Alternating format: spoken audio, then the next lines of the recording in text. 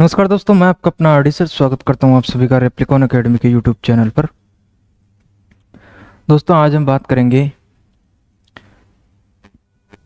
Plant kingdom के बारे में, प्लांटी किंगडम के बारे में। ठीक है, देखो, पिछली क्लास में अपने मोनेरा पढ़ लिया, प्रोटिस्टा, फंजाई। ठीक है, और आज चौथा किंगडम स्टार्ट करने वाले हैं अपन, प्लांटी। ठीक है, अपने बॉटनी का मेन पार्ट है, थोड़ा डिटेल से देखेंगे इसको, है ना। वरना कल को आप बोलोगे कि सर बॉटनी पढ़ाते थे और ठीक से नहीं पढ़ाए, क्वेश्चन नहीं आए सर। तो इसको थोड़ा डिटेल से देखेंगे। ठीक है, देखो,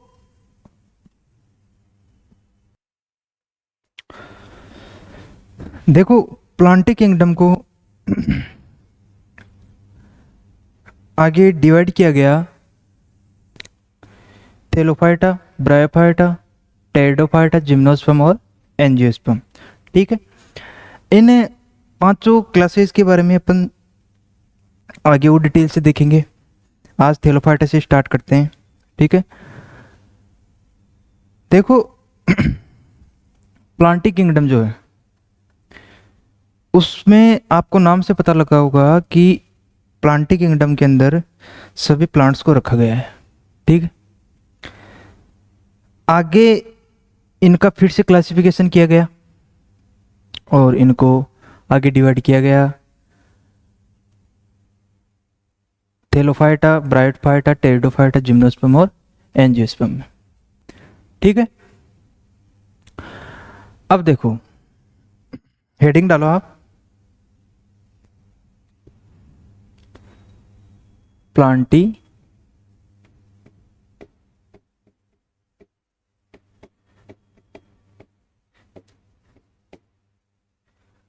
ठीक है, देखो, प्लांटी किंगडम जो है उसमें सबसे पहले देखेंगे अपन थेलोफाइटा के बारे में। देखो, प्लांटी किंगडम में सबसे पहले मैं बात करूं तो इसमें मल्टी सेलुलर यूकेरियोट्स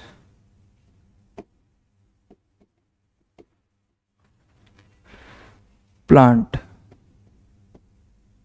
ठीक है, प्लांटी किंगडम में जो है, प्लांटी किंगडम का मेन कैरेक्टर यह है कि इसमें जितने भी मल्टी सेलुलर यूकेरियोटिक प्लांट्स हैं उनको रखा गया है।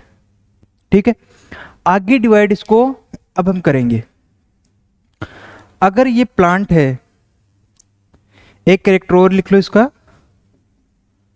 मल्टी सेलुलर यूकेरियोटिक प्लांट्स हैं ये, तो प्लांट्स में फूड किसके द्वारा बनता है?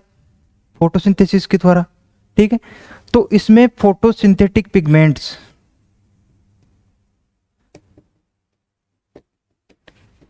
फोटोसिंथेटिक पिगमेंट्स वो प्रेजेंट होते हैं। इसलिए फोटोसिंथेटिक पिगमेंट्स प्रेजेंट है तो एटलीस्ट ये फोटोसिंथेसिस तो करेंगे।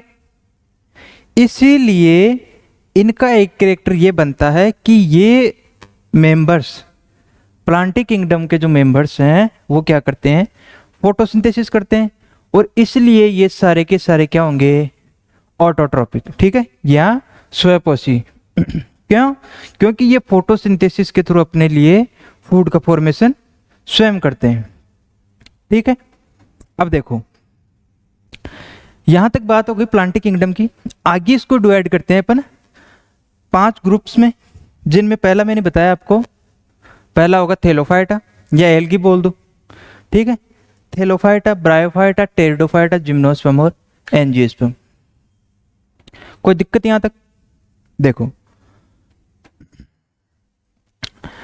अब आगे अपन हेडिंग डालते हैं थेलोफाइटा के बारे में। ठीक है, देखो,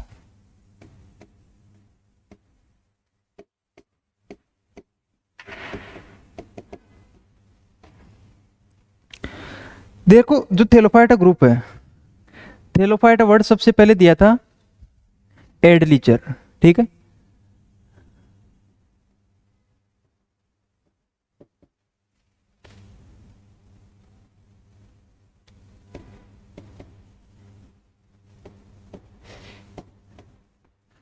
एडलीचर नाम के एक साइंटिस्ट थे जिन्होंने थेलोफाइटा वर्ड दिए।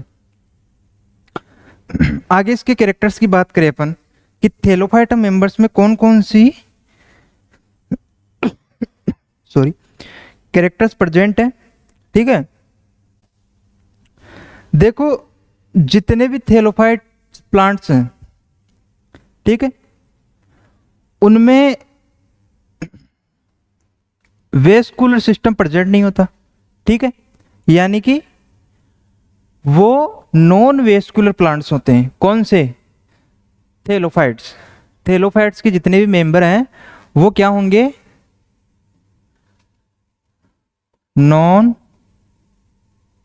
वेस्कुलर प्लांट्स, ठीक है। क्या? इसका रीजन समझो आप। जैसे अभी आगे अपन एल्गी के बारे में यही बातें पढ़ने वाले हैं, ठीक है।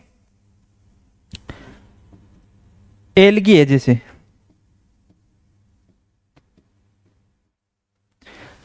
अब देखो एल्गी जैसे आपने देखा होगा तालाब, जो अपने चारों तरफ आपके जो तालाब हैं, छोटे छोटे सोर्स हैं जो वाटर के, ठीक है, उनमें ग्रीन कलर की एक काई जमा हो जाती है, वही क्या है?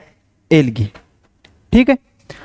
अब जब एल्गी पहले से वाटर में प्रेजेंट है, ठीक है, और ना कोई उनकी जैसे कोई बहुत ज्यादा हाइट, जैसे प्लांट की तरह उनकी हाइट भी नहीं होती, और एटलीस्ट वो प्रेजेंट है किसमें? वाटर में। तो सबसे पहली बात तो ये हो गई कि अगर वो पहले से ही वाटर में प्रेजेंट हैं तो उसमें ट्रांसपोर्टेशन की जरूरत ही नहीं पड़ेगी, क्योंकि हर सेल के पास वैसे ही वाटर प्रेजेंट है, ठीक है। दूसरी बात कि इनकी जो साइज है वो इतनी लंबी नहीं होती या इतनी बड़ी नहीं होती कि एक स्थान से दूसरे स्थान पर वाटर को ट्रांसपोर्ट करने की जरूरत पड़े, ठीक है। वाटर को ट्रांसपोर्ट किसके द्वारा होगा? जाइलम के थ्रू, ठीक है। समझ में नहीं आ रहा हो तो एक बार समझ लेना कि वाटर का ट्रांसपोर्ट होगा जाइलम के थ्रू, और जाइलम कौन है? एक वेस्कुलर टिश्यू। इसलिए थेलोफाइट्स क्या होते हैं? ये नॉन वेस्कुलर प्लांट्स होते हैं, ठीक है। अब अगला कैरेक्टर देखो इसमें, थेलोफाइट्स में जो रिप्रोडक्टिव ऑर्गन है, ठीक है, जिनमें अगर मेल की बात करूं मैं, मेन रिप्रोडक्टिव ऑर्गन की बात करूं तो वो तो होगा एंथ्रीडियम,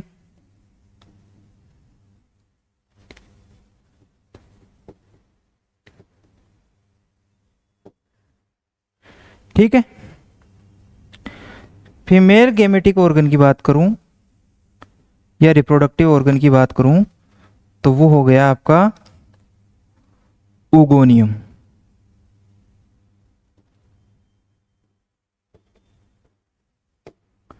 ठीक है। तो मेल रिप्रोडक्टिव ऑर्गन हो गया अपने पास एंथ्रीडियम, ठीक है, और ये हो गया फीमेल रिप्रोडक्टिव ऑर्गन ओगोनियम, ठीक है। ये इसको आप हिंदी में लिख सको तो पूधानी और स्त्रीधनी भी लिख सकते हो, ठीक है। और ये जो ऑर्गन्स हैं ये होते हैं यूनिसेलुलर,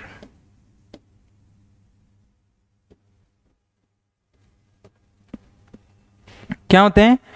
रिप्रोडक्टिव ऑर्गन्स जो हैं वो थेलोफाइटा के यूनिसेलुलर होते हैं। दूसरी बात, मेल रिप्रोडक्टिव ऑर्गन को बोलेंगे अपन एंथ्रीडियम, और फीमेल रिप्रोडक्टिव ऑर्गन को बोलेंगे अपन आर्किगोनियम, ठीक है। आगे चलें। अब देखो एंथ्रीडियम आर्किगोनियम हो गया। अब इसका एक अपवाद है, एक्सेप्शन है एक, जो कारा सेवाल है, ठीक है। कारा जो एल्गी है उसमें क्या होता है, उसमें जो ये ऑर्गन्स हैं, रिप्रोडक्टिव ऑर्गन्स, वो मल्टी सेलुलर होते हैं, ठीक है। यहां अपन ने बात करी यूनिसेलुलर की, लेकिन कारा एक एक्सेप्शन है किसका, उसमें जो रिप्रोडक्टिव ऑर्गन्स हैं वो क्या होते हैं, मल्टी सेलुलर, ठीक है।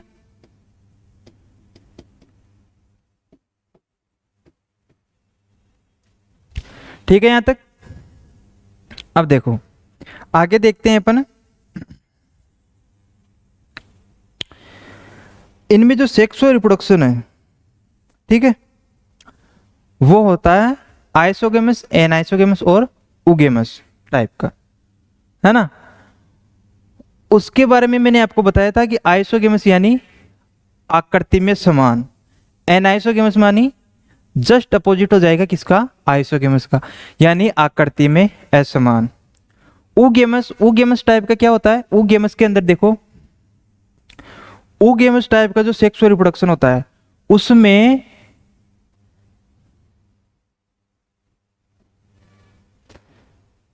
मेल गेमिट मोटाइल और साइज में छोटा होता है, जबकि फीमेल गेमिट नॉन मोटाइल और साइज में बड़ा होगा। उस कंडीशन में जो मेल गेमिट है वो जाएगा गति करके फीमेल गेमिट के पास और फ्यूज करके एक नई एल्गी का निर्माण करेगा, ठीक है। अब देखो ये तो था थैलोफाइटा के बारे में। अब देखो आगे देखते हैं अपन किसके बारे में, एल्गी के बारे में। देखो एल्गी जो है, सॉरी, एल्गी को रखा गया है थैलोफाइटा के अंदर, ठीक है। अब एल्गी के बारे में पढ़ेंगे अपन।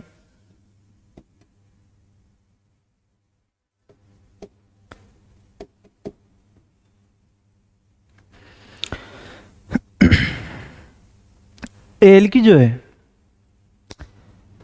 वो थैलोफाइटा का एक मेंबर है, ठीक है। और एल्गी वर्ड जो है वो दिया था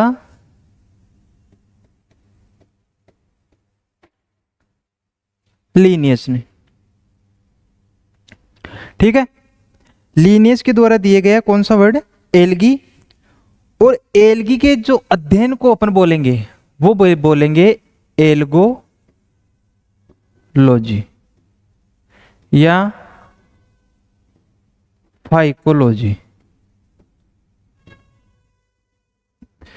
और फादर ऑफ,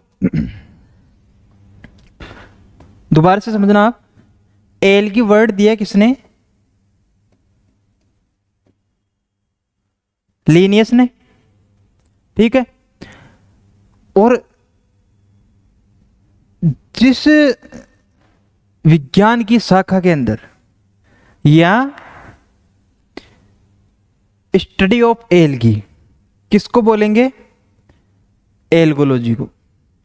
एल्गोलॉजी विज्ञान की वह शाखा है जिसके अंदर अपन शैवालों का अध्ययन करते हैं।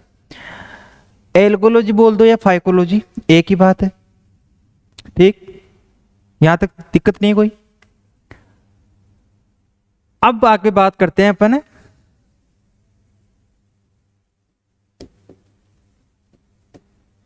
Father of algology. Father of algology कौन है,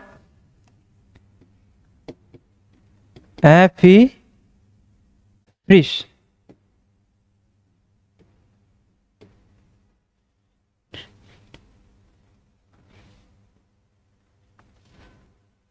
एफी फ्रिश, एफी फ्रिश कौन है, फादर ऑफ एल्गोलॉजी। और इंडियन एल्गोलॉजी के फादर किसे बोला जाता है, यहां पे लिख लेना आप,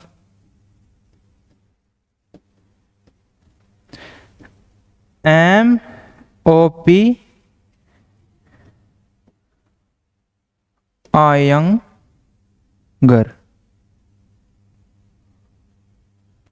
एमओपी आयंगर को किस, एमओपी आयंगर जो है वो है इंडियन फाइकोलॉजी एल्गोलॉजी के फादर। ठीक है, ये नाम ध्यान रखना आप लोग, डायरेक्ट कई बार यहाँ से क्वेश्चन आ जाता है, तो छोटी छोटी बातें इनका ध्यान रखा करो, बाकी डिटेल से मैं आपको बता दूंगा अभी। आगे बात करते हैं अपन इसके कुछ कैरेक्टर्स के बारे में। ठीक है, तो सबसे पहले देखेंगे अपन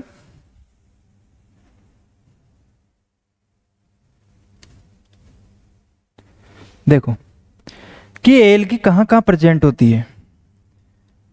आप लोगों ने देखा होगा आपके आसपास में जो तालाब वगैरह हैं उनमें ग्रीन कलर की एक काई आ जाती है, कुछ समय पश्चात वो धीरे धीरे जमा होने स्टार्ट हो जाती है। तो बात करूं कि एल्गी कहाँ कहाँ प्रेजेंट होती है, तो एल्गी सामान्यतः जल के स्रोत हो गए जैसे तालाब, झील, नदी, है ना, समुद्र में, और चट्टानों में भी। ठीक है, चट्टानों में कैसे, जैसे जिस टाइम बारिश का टाइम होता है, बारिश के टाइम में क्या होता है, बारिश के टाइम में जो पत्थर हैं उन पर बार बार बारिश होने की वजह से एल्गी पनप जाती है। ठीक है, और धीरे धीरे धीरे धीरे वहां पे अपना आकार बड़ा कर लेती है, और जो वापस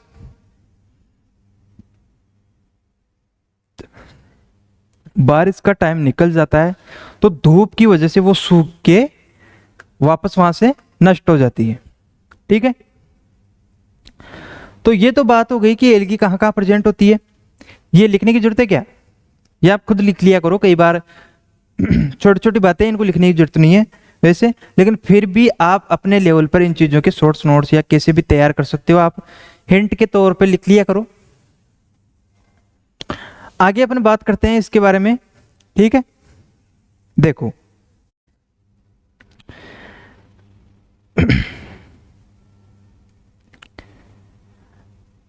एल्गी के बारे में अगर मैं बात करूं तो एल्गी किस किस फॉर्म में प्रेजेंट होती है।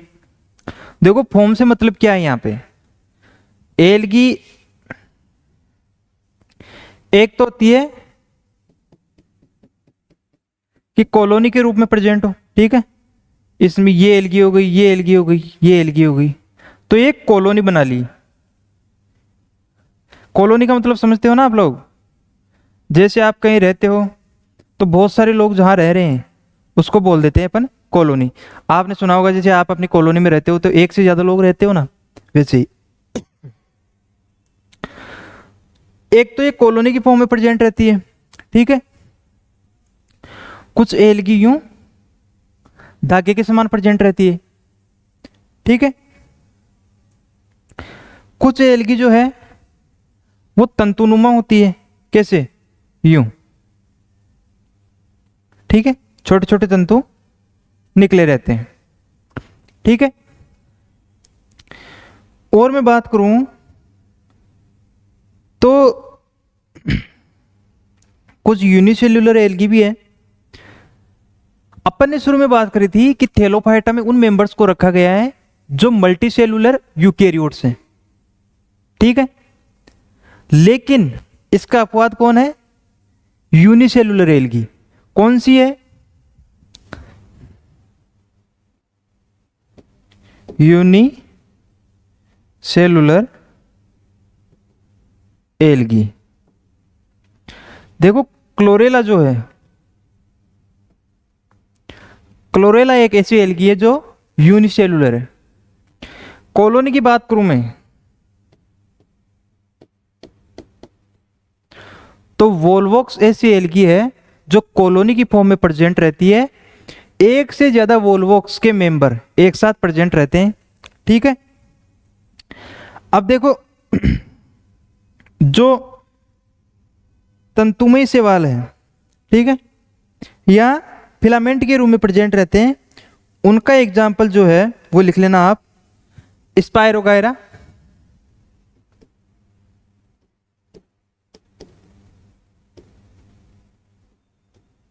ठीक है। स्पायरोगायरा को पॉन्ड ऑफ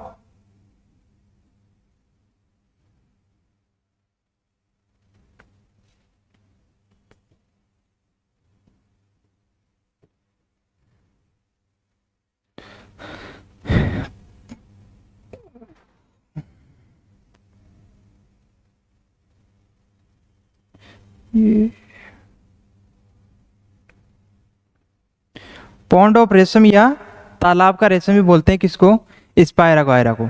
रेशम का मतलब यहां से ये है कि ये धागे नुमा या फिलामेंट की फॉर्म में प्रेजेंट रहता है, ठीक है। इसलिए इस एल्गी को बोलते हैं अपन पॉन्ड ऑफ रेशम या तालाब का रेशम। ये हो गए अपने कि एल्गी किस किस फॉर्म में प्रेजेंट रहती है, ठीक है। आगे मैं बात करता हूं इसमें कि इसमें न्यूट्रिशन किस टाइप का होगा, ठीक है। देखो न्यूट्रिशन से मैंने आपको थैलोफाइटा के जब कैरेक्टर्स पढ़ते थे अपन ने, तब मैंने आपको बताया था कि जितने भी थैलोफाइटा के मेंबर्स हैं उनमें क्या प्रेजेंट होगा, फोटोसिंथेटिक पिगमेंट्स। अगर फोटोसिंथेटिक पिगमेंट्स प्रेजेंट हैं तो जाहिर सी बात है उनमें फोटोसिंथेसिस होगा, ठीक है। फोटोसिंथेसिस अगर हो रहा है तो ग्लूकोज का फॉर्मेशन होगा, और ग्लूकोज का फॉर्मेशन अगर हो रहा है उसमें तो वो दूसरे से क्यों मांग के खाएगा, वो दूसरों से लाके खाएगा क्या, ठीक है। इसलिए क्या है, जो एल्गी है वो ऑटोट्रोफ है, स्वपोषी है, ठीक है।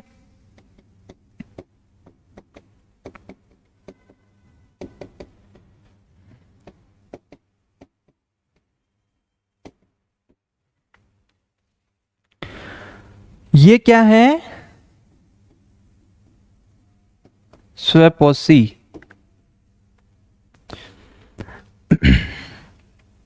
न्यूट्रिशन समझ में आ गया आपको। इसके आगे अपन बात करते हैं इसमें रिप्रोडक्शन की, कि रिप्रोडक्शन किस टाइप का प्रेजेंट होता है किसमें, एल्गी में, ठीक है। देखो जो वेजिटेटिव रिप्रोडक्शन है इसमें वो जनरली इसमें फ्रेगमेंटेशन के द्वारा होगा,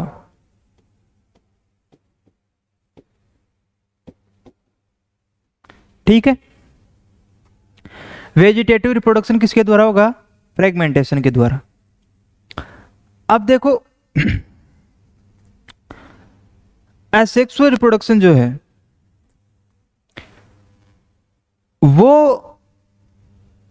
एल्गी में देखने को मिलता है, ठीक है। वो किस टाइप का होगा, ये आप स्क्रीनशॉट ले लो इसका, ठीक है, एक बार।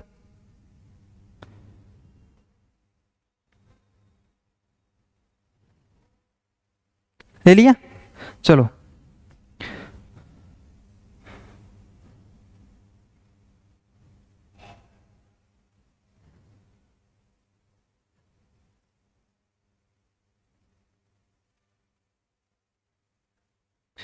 देखो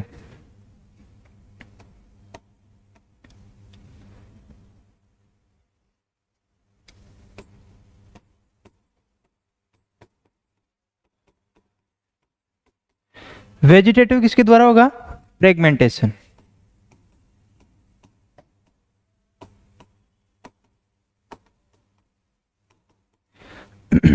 ठीक है।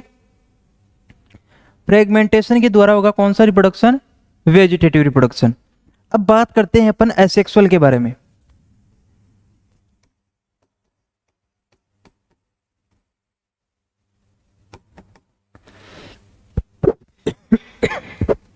सॉरी, एसेक्सुअल रिप्रोडक्शन जो है वो होगा इसमें माइटोस्पोर्स के द्वारा। अब माइटोस्पोर्स क्यों बोलेंगे, ये पढ़ा था अपन ने कहां पे, जब फंजाई पढ़ी थी। देखो माइटोस्पोर्स बोलने का रीजन ये है कि इसमें जो माइटोटिक डिवीजन होने के बाद जो स्पोर बनते हैं, माइटोसिस के द्वारा जो स्पोर बन रहे हैं ठीक है। कौन से डिवीजन से बन रही है? माइटोसिस के थ्रू। माइटोसिस के थ्रू जो स्पोर बन रहे हैं उनको माइटोसिस के लिए बोलेंगे माइटोस्पोर। रीजन समझ में आ गया? क्यों? क्योंकि ये स्पोर माइटोसिस के थ्रू बन रहे हैं, इसलिए इनका नाम रख दिया माइटोस्पोर्स। ठीक है। देखो माइटोस्पोर्स कौन कौन से हैं? इसमें हो गया, ये मोटाइल भी हो सकते हैं, नॉन मोटाइल, ठीक है ना। और एक हो गया अपने एकाइनिट्स, हिप्नोस्पोर्स,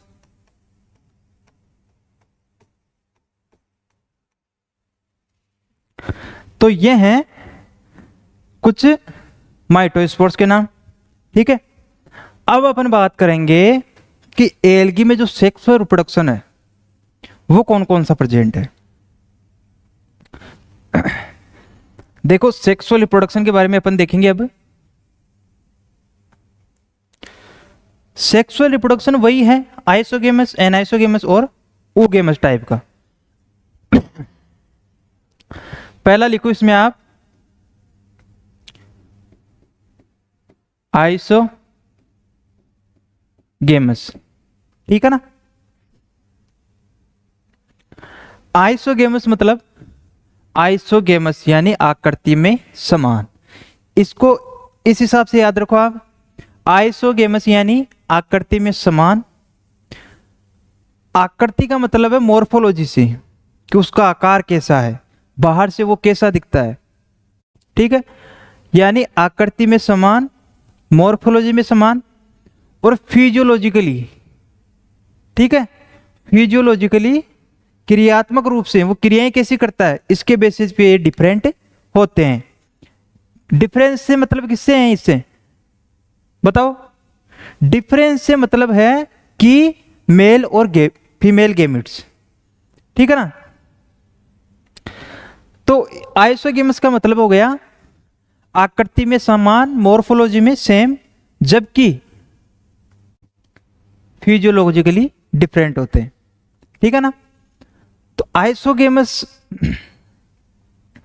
जो है सेक्सुअल रिप्रोडक्शन, उसका एग्जाम्पल लिख लो आप। एक बार पानी पी लेता हूं मेरे को एक बार।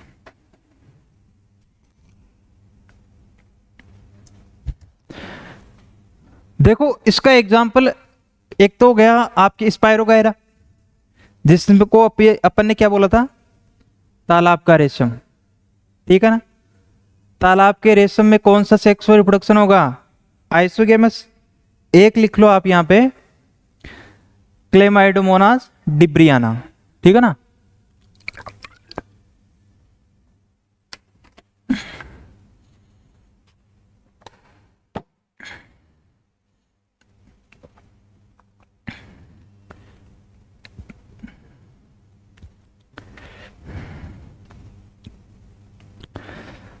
दो एग्जांपल हो गए इसके। एक तो हो गया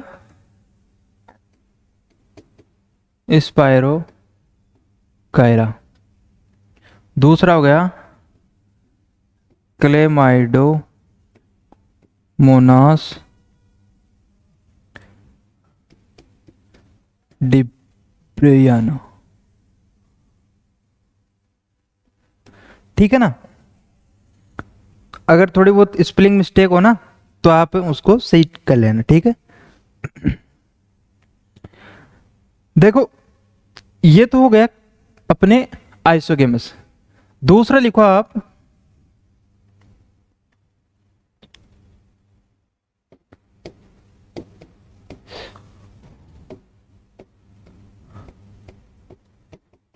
एनाइसोगेमस टाइप का। देखो एनाइसोगेमस क्या है? हिंदी में इसको बोलते हैं समयुग्मकी, आइसोगेमस को, और एनाइसोगेमस को विषमयुग्मकी। यानी ऐसे गैमिट्स, फीमेल गैमिट और मेल गैमिट दोनों की बात हो रही है।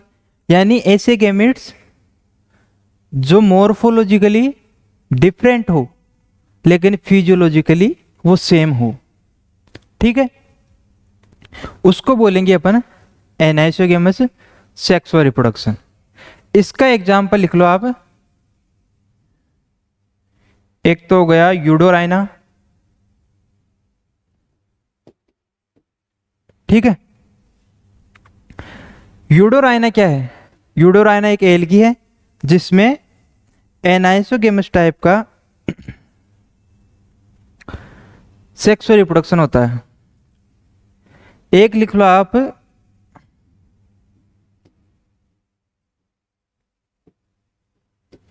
क्लेमाइडोमोनास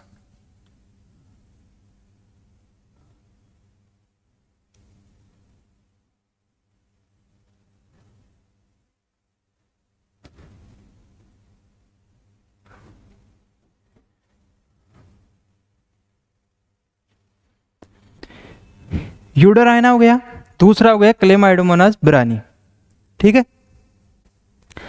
अब देखो क्लेमाइडोमोनास की दो स्पीसीज हो गई, ठीक है। अब तीसरी स्पीसीज है क्लेमाइडोमोनास कॉक्सीफेरा, जिसमें देखने को मिलेगा ऊगेमस टाइप का सेक्सुअल रिप्रोडक्शन।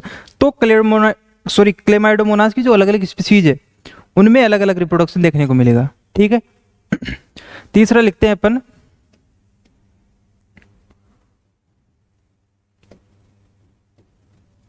ऊगेमस, ठीक है।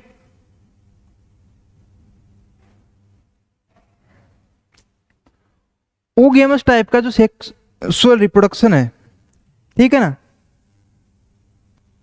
उसको क्या बोलेंगे अपन? अब देखो तीसरा टाइप होगा ऊगेमस। ऊगेमस की क्या खास बात है, मैंने आपको पहले बताई थी जब थेलोफाइटा पढ़ाया था। ऊगेमस में जो है उसमें मेल गेमिट तो होता है मोटाइल, जिसमें फ्लैजिला प्रेजेंट रहती है, ठीक है।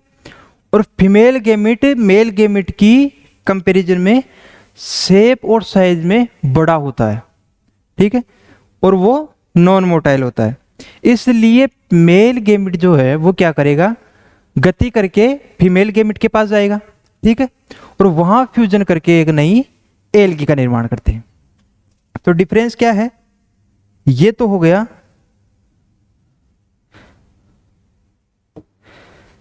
मेल गेमिट, ये हो गया फीमेल गेमिट। डिफरेंस समझ में आ गया? मेल में क्या होगा, साइज में छोटा, फ्लैजिला प्रेजेंट रहती है, ये मोटाइल होता है, जबकि फीमेल साइज में बड़ी और नॉन मोटाइल होती है, ठीक है। एग्जाम्पल की बात करूं मैं इसमें, तो एग्जाम्पल लिख लेना आप क्लेमाइडोमोनास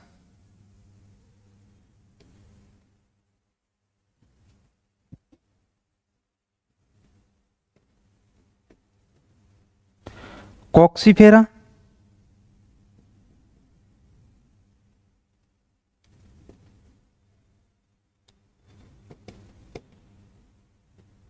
ठीक है।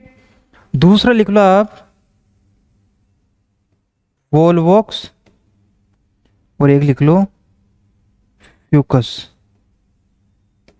ठीक है ना। तो ये हो गया आपके सेक्सुअल रिप्रोडक्शन। एग्जाम्पल भी देख लिया आपने, ठीक है। एज इट इज आपको ये याद रखने हैं, ठीक है ना। कई बार आ चुका है इसका क्लेमाइडोमोनास का, अलग अलग स्पीसीज के बारे में पूछ लिया इनके बारे में, तो आप इन तीनों स्पीसीज के बारे में ध्यान रखना, डिब्रियाना, ब्रानी और कॉक्सीफेरा, ठीक है ना। अब बात करते हैं इसमें अपन लाइफ साइकिल की, ठीक है, कि एल्गी का लाइफ साइकिल कैसा होता है, कहाँ से शुरू कहाँ से खत्म। साइकिल का मतलब पूरा जहां से शुरू होगा वहां पे ही खत्म करना है अपने, क्यों? देखो अब देखते हैं अपन लाइफ साइकिल के बारे में। देखो अब देखते हैं अपन life cycle of algae. Heading डाल लो,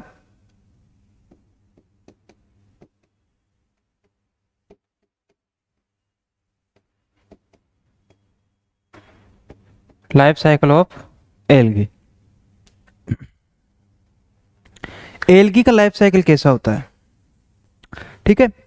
देखो एक चीज ध्यान में रखना आप लोग, शायद मैंने पहले बता दी, मुझे कंफर्म नहीं इस बात का।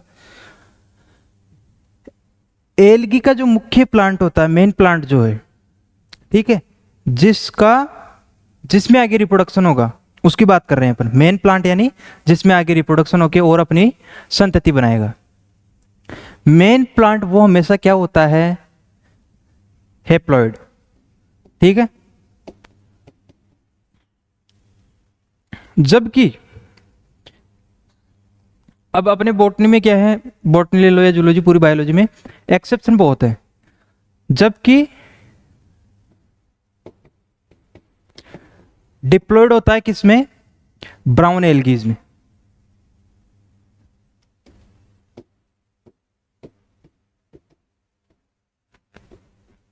ठीक है ना।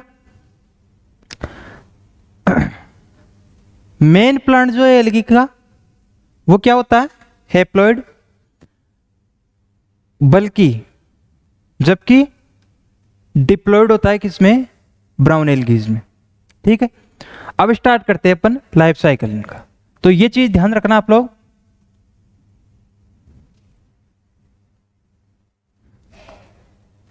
स्टार्ट करते हैं इसका लाइफ साइकिल। एडल्ट से स्टार्ट करते हैं, ठीक है ना। ये कोई एडल्ट है एल्गी का मेन प्लांट, जिसमें अपन रिप्रोडक्शन करवा रहे हैं आगे, ठीक है ना। तो मेन प्लांट क्या है एल्गी का, वो क्या होता है, हेप्लॉइड। ठीक है, अब आगे इसमें स्टार्ट करते हैं कि जो इसके सेक्स ऑर्गन्स है, ठीक है ना। सेक्स ऑर्गन्स क्या हैं,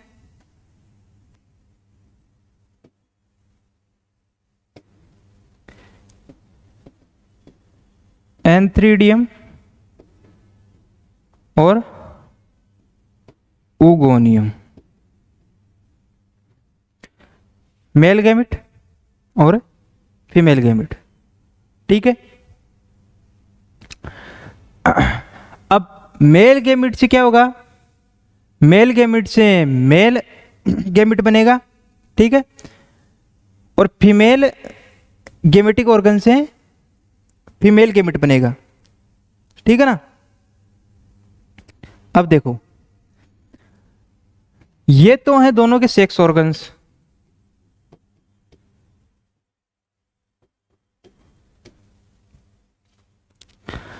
अब इनमें होगा माइटोसिस, ठीक है ना। माइटोसिस के थ्रू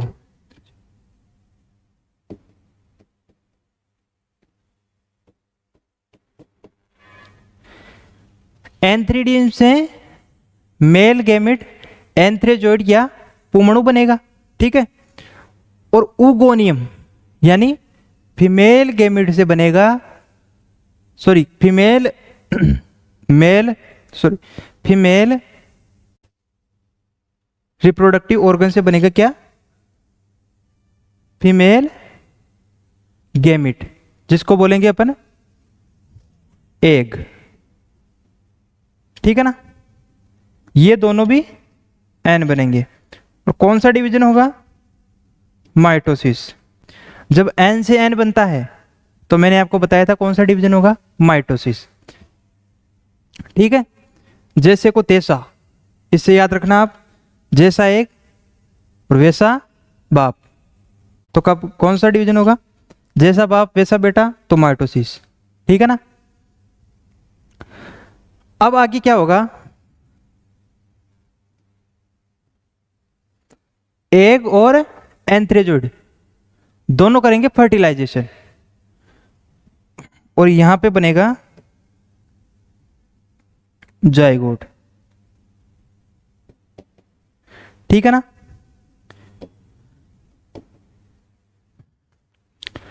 फ्यूजन, या कई बार आपको यहां पे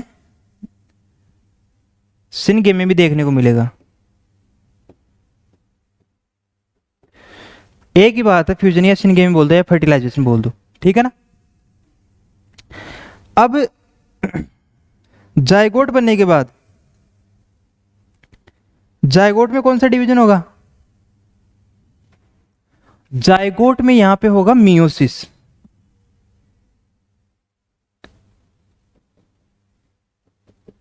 जाइगोट में मियोसिस डिवीजन होने के बाद एन स्पोर्ट्स बनेंगे अपने पास, ठीक है ना। क्या बनेंगे? N sports. एन स्पोर्ट्स कैसे बनेंगे? जाइगोट में जब डिवीजन होगा, जाइगोट क्या है? 2n स्ट्रक्चर, और 2n स्ट्रक्चर में जब मियोसिस होगा तो n स्ट्रक्चर प्राप्त होती है अपने को, और वो बनते हैं स्पोर्स, ठीक है ना। अब ये स्पोर्स आगे जर्मिनेट करेंगे और एक नए एडल्ट का फॉर्मेशन करते हैं, ठीक है। अब एक चीज देखो यहां पे, एडल्ट अपने पास n था, मेल और फीमेल रिप्रोडक्टिव ऑर्गन क्या है अपने पास? n है, और उनसे बने हुए मेल और फीमेल गैमेट जो हैं वो भी n है, और n और n मिलके क्या बनाएंगे? 2n स्ट्रक्चर, जिसको बोलेंगे अपन जाइगोट, ठीक है। यानी एल्गी के पूरे लाइफ साइकिल में जाइगोट एक एकमात्र स्ट्रक्चर है जो डिप्लॉयड होती है, ठीक है ना।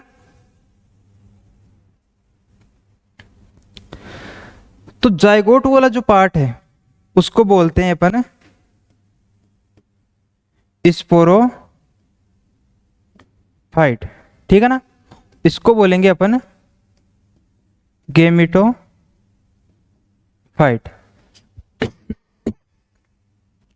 ठीक है। तो ये था पूरा एल्गी का लाइफ साइकिल जो आपको डिटेल से मैंने बताया।